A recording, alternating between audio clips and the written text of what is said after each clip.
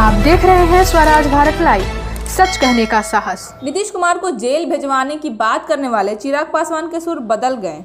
नीतीश कुमार को जेल भिजवाने की बात करने वाले चिराग पासवान के सुर बदल गए हैं। चिराग पासवान ने कहा कि वही नीतीश कुमार को फिर से सीएम बनने की बधाई देंगे। वहीं प्रदेश के सीएम बनने जा रहे हैं, मेरा फर्ज भी बनता है। चिराग पासवान ने कहा कि 5 साल तक मैं सीएम के सवाल करता रहूंगा। मैं लॉकडाउन के दौरान से ही प्रवासी मजदूरों को लेकर सीएम से सवाल कर रहा था और अब भी सवाल करेंगे। चिराग पासवान ने कहा कि नल जल योजना में घोटाला हुआ है, लेकिन इस घोटाले की जांच नई सरकार को करनी है। मेरी तो सरकार नहीं है, अगर होती तो इसकी जांच जरूर कराते।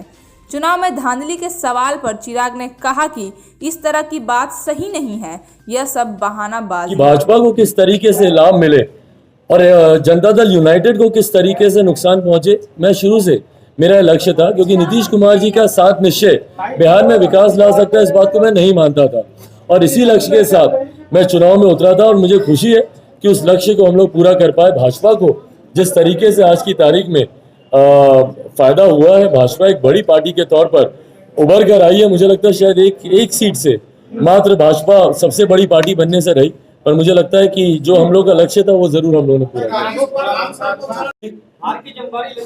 अब हार की परिभाषा पहले बताइए, हार की परिभाषा क्या है? मैं यकीनन मैं चाहता था कि हम लोग सीटें हम लोग ज्यादा चुने, सीटें हम लोग ज्यादा लड़े, मैं जीते। ये जरूर मेरा लक्ष्य था कि हम लोग ज्यादा सीटें हम लोग जीतें, पर बार बार मैंने इस बात को कहा था कि मेरा लक्ष्य ये भी है कि भारतीय जनता पार्टी बिहार में मजबूत हो। भाजपा लोजपा की मैं सरकार में जरूर बनाना चाहता था, पर जब मैं चुनाव में अकेले लड़ने का भी हम लोगों ने फैसला लिया था, तब से लेकर अभी तक बता दीजिए कि बिहार में लोजपा ने हम लोगों ने खोया क्या है? मत प्रतिशत अगर आप देखें, पार्टी का मत प्रतिशत बढ़ा है, पार्टी का जनाधार बढ़ा है। आज तक जो हम लोग को कहा जाता था कि भैया 3-4% की पार्टी है, लगभग दुगने मत प्रतिशत पर हम लोग गए हैं। जो हम लोग को कहा जाता था कि भैया इनके पास योद्धा कहाँ है, ये लोग चुनाव कहाँ से लड़ेंगे, ये लोग करेंगे क्या, आज लगभग 150 ऐसी विधानसभा और कोई ऐसी बिहार का ऐसा जिला नहीं है जहाँ पर पार्टी का मजबूत संगठन हम लोग का तैयार हुआ है। मैं आपको कह रहा हूँ कि कल से जिस तरीके से पार्टी में एक उत्साह है, पार्टी में एक नई ताकत, नई ऊर्जा के साथ जिस तरीके से पार्टी सामने आई है, तो मुझे पूरा विश्वास है कि 2025 में हम लोग की राह यहाँ से और बहुत ज्यादा आसान होगी। के सामने है, जैसा मैंने कहा कि कई ऐसी सीटें हैं और लगभग 10 के करीब ऐसी सीटें हैं जहाँ पर हम लोग थोड़े से ही मार्जिन से हम लोग चुनाव हम लोग हारे हैं।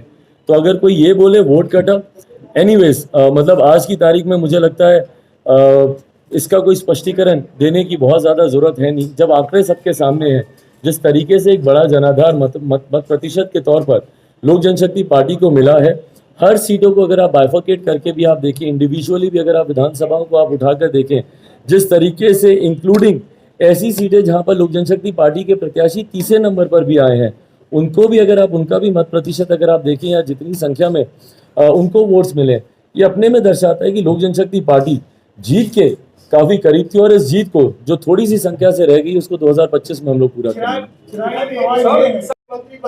और फिर नीतीश जी को जेल भेजा जाए, क्या ये आप चाहते हैं? देखिए, मैं आज की तारीख में अगर उस पोजीशन में होता कि जहां पर मैं इस बात के निर्णय ले सकता या मेरे पास अगर उतनी ताकत होती कि मैं अगर इन डिसीजंस को इन्फ्लुएंस कर सकता तो मैं जरूर करता। आज की तारीख में हाइपोथेटिकली जब एक अलायंस के पास, और ये बात मैंने पिछली प्रेस कॉन्फ्रेंस में ही मैंने कही थी स्पष्ट रूप से कि अगर एक ऐसी परिस्थिति बनती है कि जहां पर भाजपा और जदयू की मिलकर सरकार बन जाती है तो हम लोग विपक्ष में रहेंगे। तो अगर जब इन लोगों की सरकार बन रही है तो उसमें तो मेरा कोई से है ही नहीं।